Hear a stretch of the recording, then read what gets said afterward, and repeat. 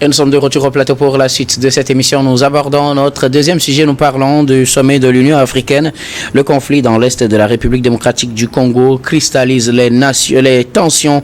Les chefs d'État et de gouvernement se sont retrouvés ce week-end à Addis Abeba au siège de l'Union africaine à l'occasion du sommet annuel de l'organisation. Occasion également pour discuter de plusieurs sujets dont la crise dans l'est de la République démocratique du Congo qui normalement ne devrait pas être évitée dans les débats. On attendait de pied ferme ce sommet de l'instance continentale pour prendre une décision ferme quant au soutien ou non à la République démocratique du Congo dans cette question de crise avec le M23 dans l'Est. M23 soupçonné d'être appuyé ou accusé d'être appuyé par le Rwanda.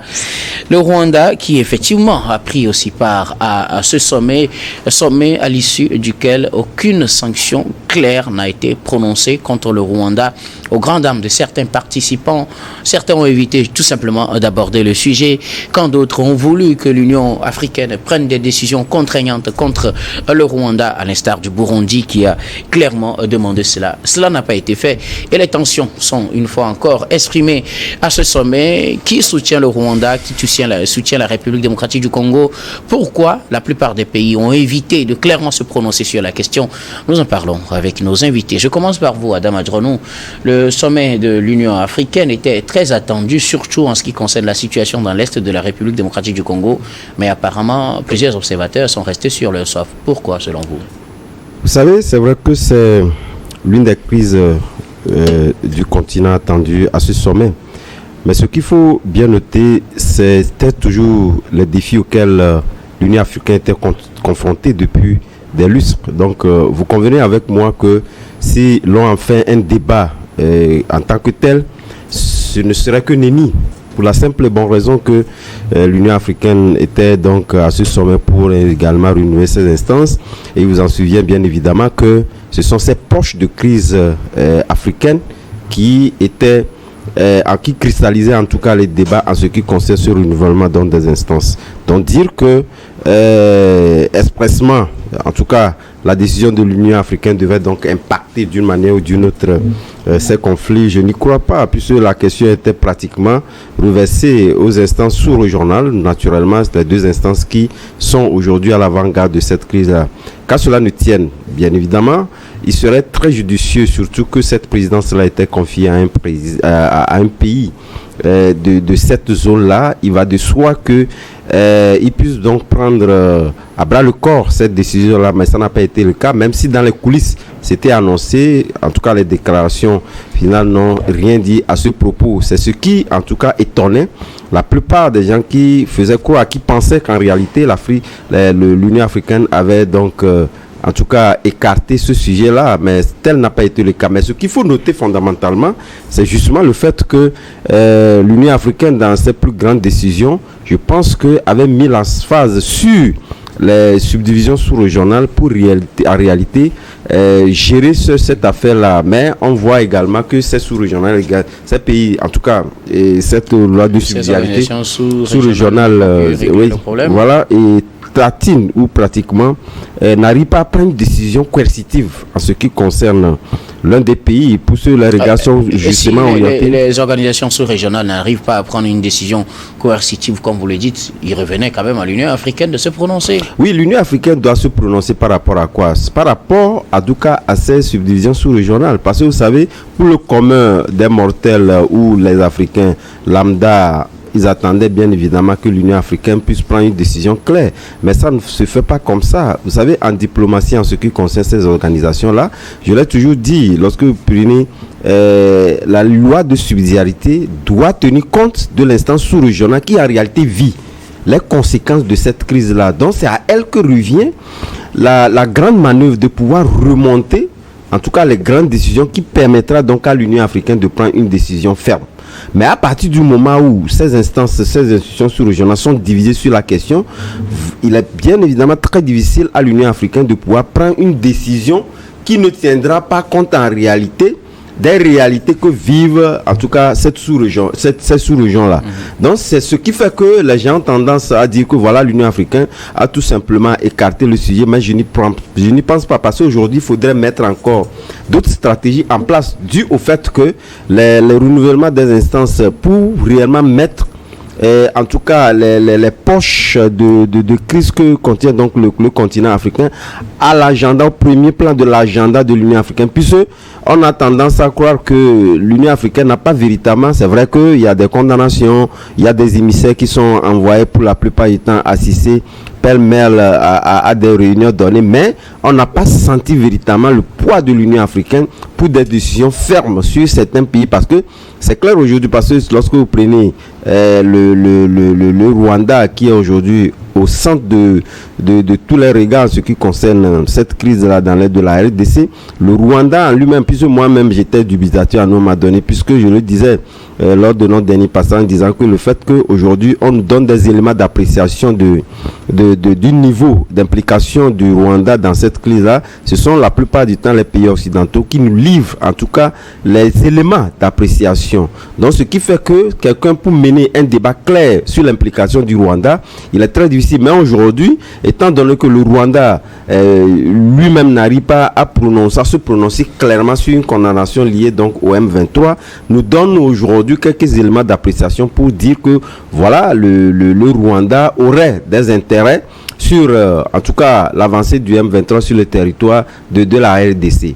Mais justement, l'Union africaine doit également user en tout cas de ces mécanismes d'alerte précoce pour réellement nous démontrer que voilà, le Rwanda a une telle implication. Mais à partir du moment où vous n'avez pas tous ces éléments-là, il faudrait donc se fier sur les éléments envoyés par l'extérieur pour apprécier en tout cas cette crise-là au niveau de l'implication du Rwanda et puis les menaces que cela pèse sur la RDC. Donc je pense que c'est sur ces éléments de fragilité qui font que l'Union africaine a quand même de la peine à pouvoir clairement se prononcer sur la situation. Merci beaucoup à vous, Adam Adjrono. Alors, Kakouvia Baïli Abassa, qu'est-ce qui fait que l'Union africaine a du mal à se prononcer clairement sur la situation où carrément, comme l'attendaient certains pays, condamner le Rwanda qui, selon plusieurs rapports, est derrière cette avancée notoire du M23 sur le terrain congolais? Paul Kagame n'a pas caché son admiration justement pour ce groupe lors d'une interview accordée à Jeune Afrique. Ouais. Et donc, on s'attendait clairement à ce qu'il y ait des condamnations claires sur la base de ses propres déclarations. Mais pourquoi, selon vous, l'Union africaine a eu de la peine à se prononcer clairement sur la situation? Bon, j'ai l'impression que l'Union africaine a relégué ce dossier au dernier plan. Pourquoi? Parce que si ce dossier importe vraiment, ou ce dossier est important vraiment pour l'Union africaine, on devait avoir une déclaration claire de l'Union africaine sur ce sujet. Vous avez vu que certains présidents évitent même de se prononcer sur ce sujet. Ils disent clairement qu'ils ne veulent même pas évoquer ce sujet. Pour deux raisons. La première raison, c'est que certains membres de l'Union africaine, certains chefs d'État savent que ce qui se passe en RD Congo est décidé ailleurs. Ce n'est pas décidé sur le territoire africain.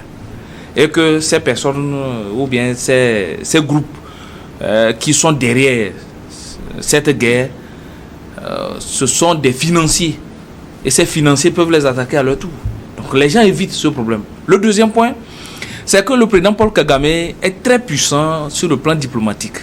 Et il tient plusieurs chefs d'État membres de l'Union africaine. Et pour évoquer cette situation, il faut vraiment composer avec le président Paul Kagame, puisque lui-même, il fait partie des gens qui siègent à l'Union africaine. Le Rwanda, effectivement, siège à l'Union africaine. C'est tout à fait normal. Vous voyez un peu la situation actuelle au niveau de l'Est du Congo.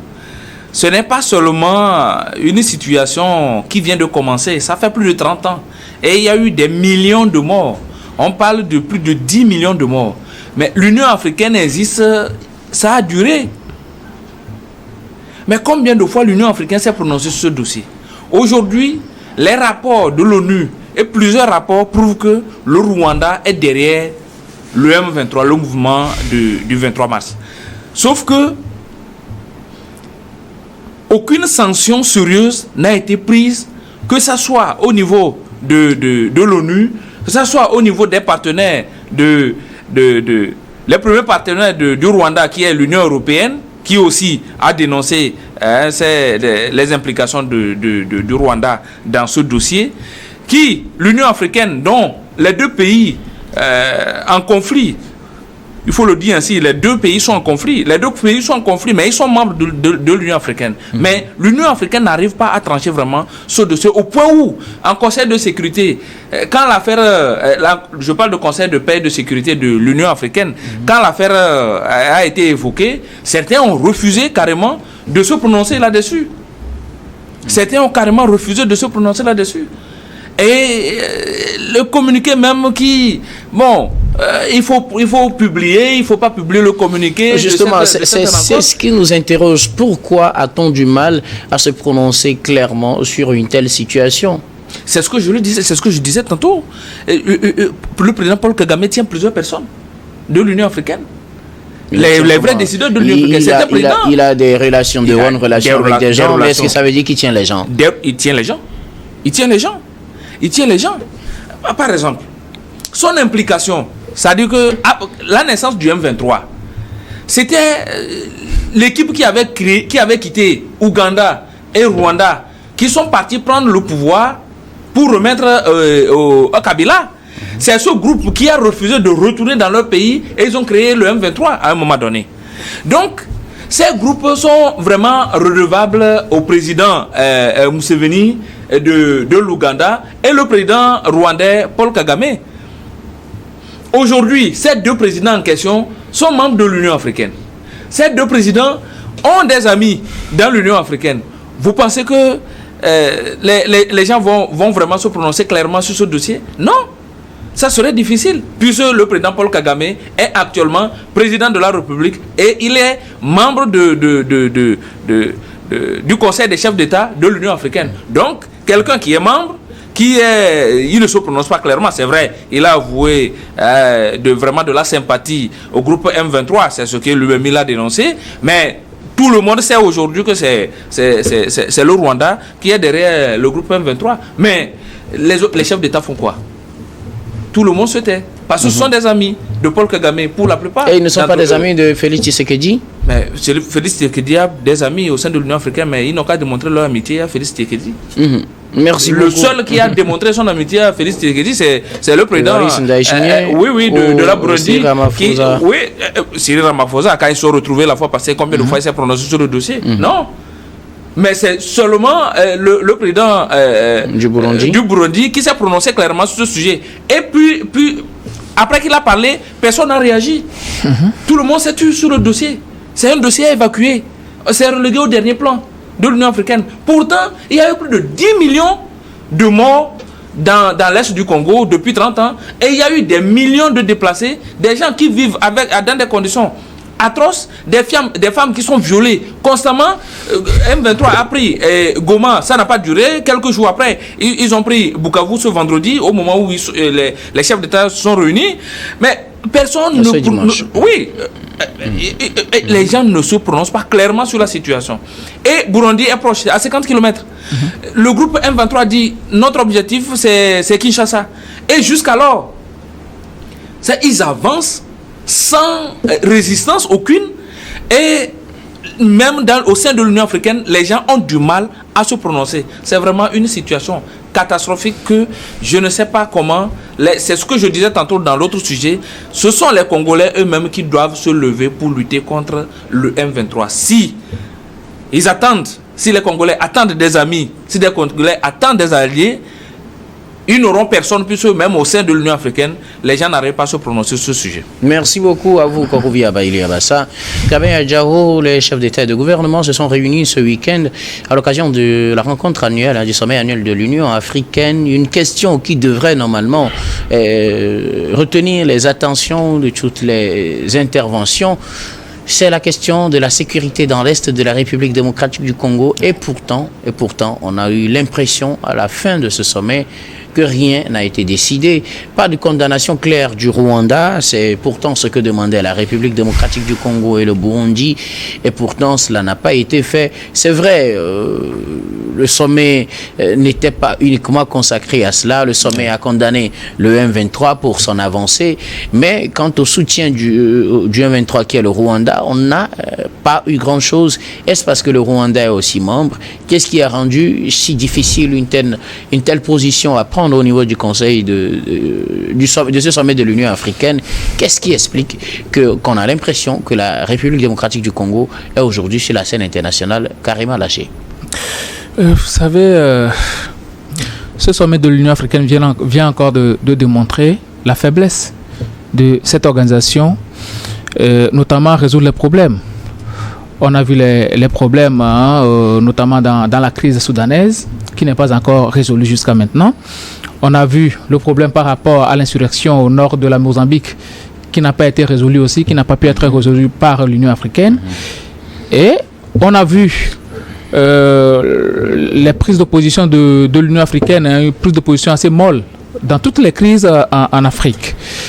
Donc ça montre à suffisance que l'Union africaine a un agenda caché et n'a pas véritablement la force nécessaire pour pouvoir prendre position, peut-être position diamétralement opposée sur certaines situations, peut-être par rapport aux positions de leurs mentors. On ne peut pas dire que c'est parce que le Rwanda est membre de l'Union africaine, puisque, si je me souviens très bien, après le coup d'État perpétré au Mali, il y a eu des condamnations, il y a eu des sanctions vis-à-vis de ces pays-là.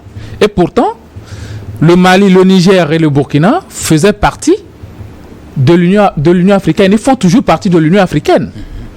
Alors, si c'est parce que le Rwanda est membre de l'Union africaine et qu'on ne sanctionne pas le Rwanda, ben, ça veut dire que ça aurait été la même chose pour tous les pays, y compris le Mali, le Niger, le Burkina et même la Guinée-Conakry. Donc ça veut dire qu'il y a tellement de pesanteurs. Ça veut dire que ce n'est pas le fait que le Rwanda est membre qui a fait qu'on ne l'a pas condamné. Non, parce que l'Union africaine est régie par des tests. Oui. Et on a clairement dit qu'en cas d'attaque, bon, déjà c'est proscrit de s'attaquer entre pays membres. Donc, déjà, si un pays en arrive là et qu'on ne le condamne pas, ça veut dire que ce pays-là a un poids, a une superpuissance et qu'il domine. Peut-être, c'est par intérêt.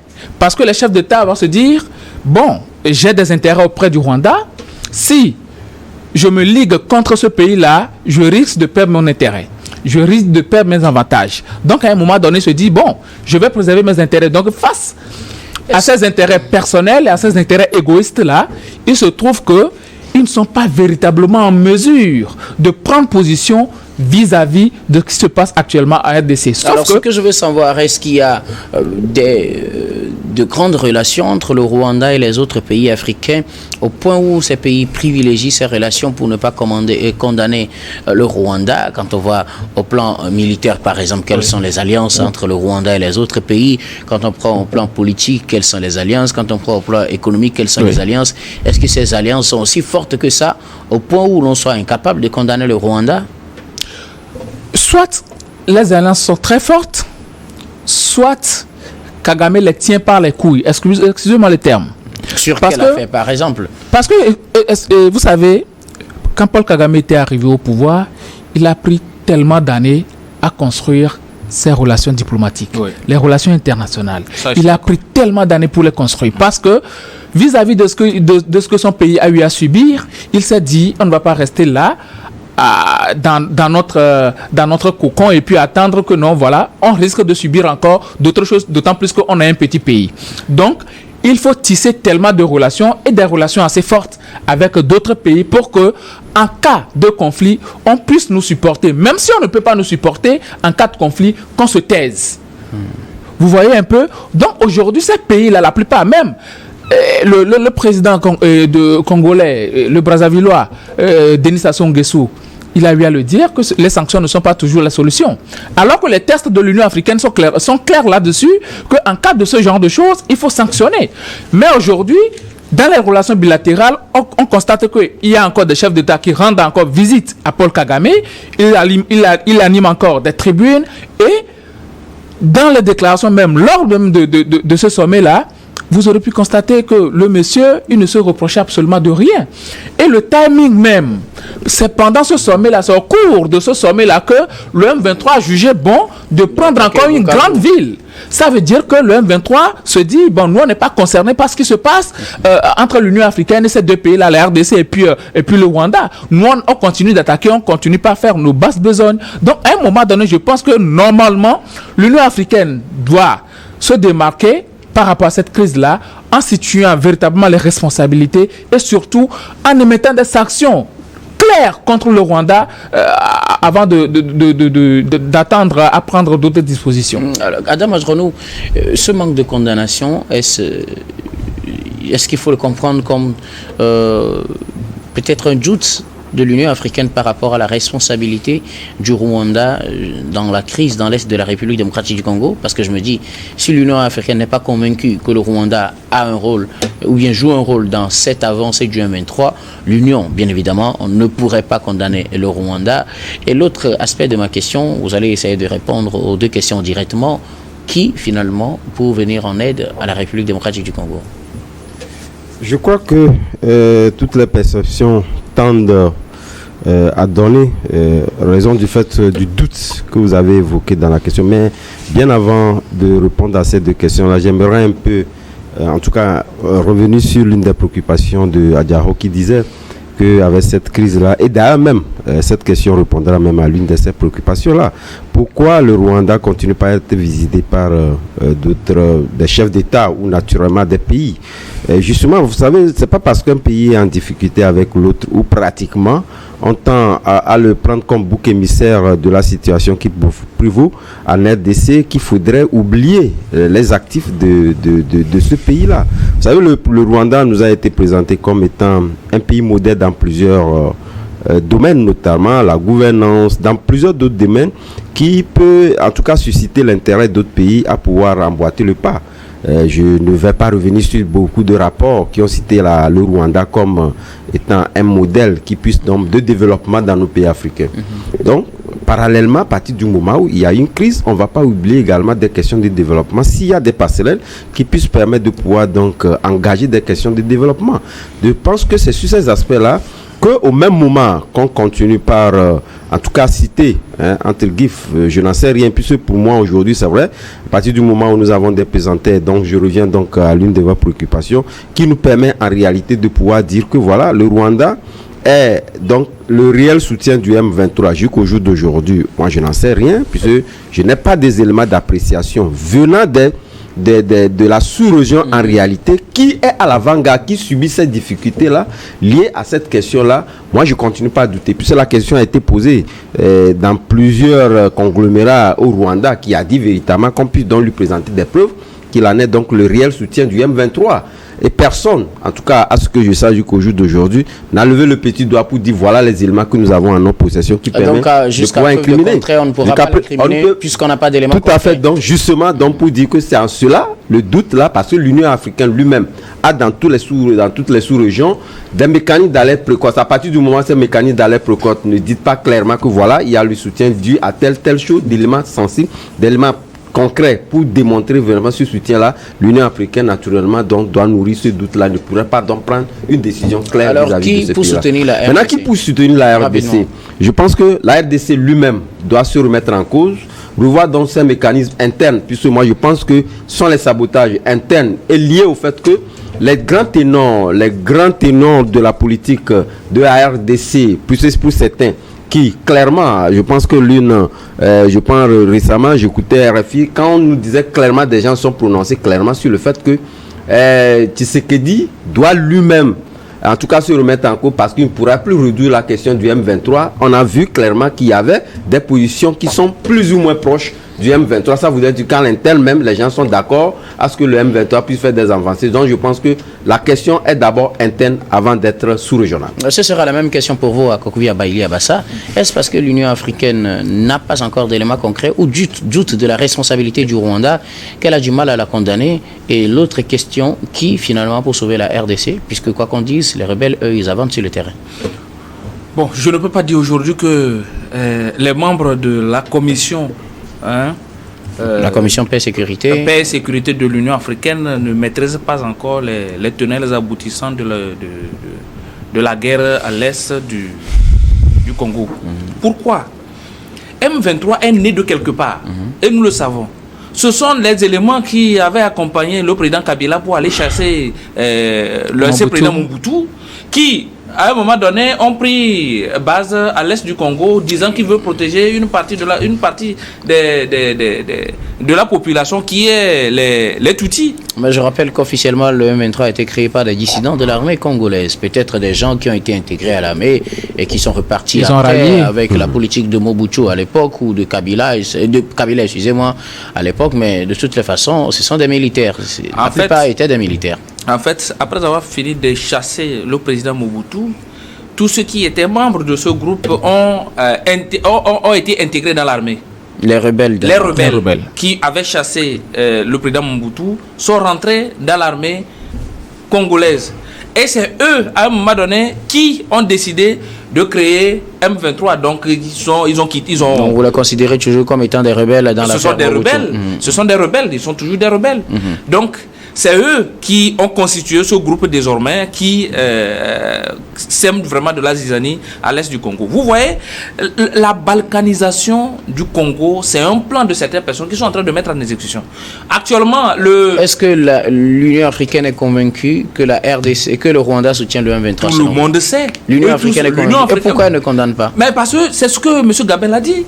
Mais le président Paul Kagame et même l'influence diplomatique de Paul Kagame. Bien sûr. Et en plus, qui peut sauver la RDC aujourd'hui? Ce ne sont que des Congolais qui peuvent sauver Congo. Merci beaucoup. Je vais vous dire quelque chose très important. Le chef de l'armée ougandaise, Mozi Kainerugaba, le fils du président ougandais, oui, avait décidé, même il a décidé tout récemment que lui aussi va annexer une partie du Congo, notamment la province de Outiri. Donc la capitale Bunia. Donc c'est que lui aussi veut chercher sa part du gâteau. Et attendez-vous, les autres pays de la sous-région qui sont du côté du Rwanda feront les mêmes. Merci beaucoup. C'est quelque chose qui rapporte au Rwanda et l'Union africaine n'a pas trouvé de solution à ça. L'ONU n'a pas trouvé de solution contre le Rwanda. Merci Tout beaucoup. le monde veut aller on vous a compris. Et Gabin, qui peut sauver la RDC et pourquoi?